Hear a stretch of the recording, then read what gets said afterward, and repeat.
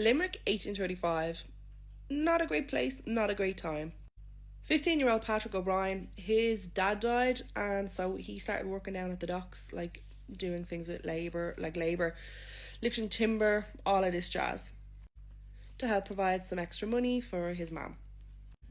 Then a new ship came along called the Francis Spaight, and it would basically be bringing immigrants to the New World, and on their return journeys they would be bringing lumber and timber and stuff back to Ireland.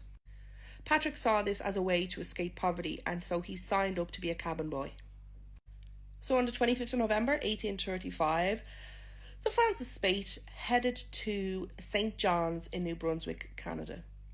There was 18 crew on board, including Timothy, or Thomas, Gorman, who was the captain.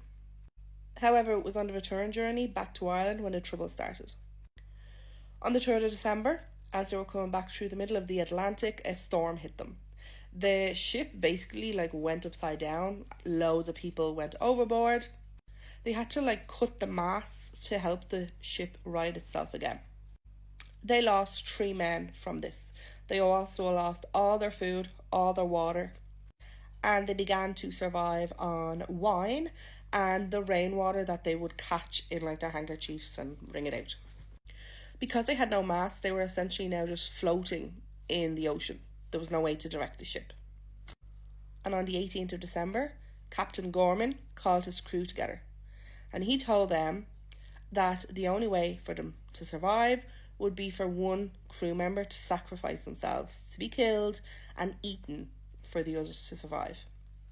So they all drew lots, or straws, and 15-year-old Patrick O'Brien drew the shortest. It is kind of said that it could have been rigged. He was the youngest, he was the most naive. But he didn't argue, he didn't protest. He bravely put his wrists forward, and they were cut, but the blood would not flow. And so the cook went and slit his throat. After poor Patrick, they would do the same with another 3 men. They would draw lots. The loser would be killed and then eaten. 5 days after they killed Patrick, on the 23rd, the ship would be saved by another ship called the Aginora, or the Aginora, something like that. When the crew came back to Ireland, they were tried for murder, but they were acquitted. And that is the story of the poor cabin boy.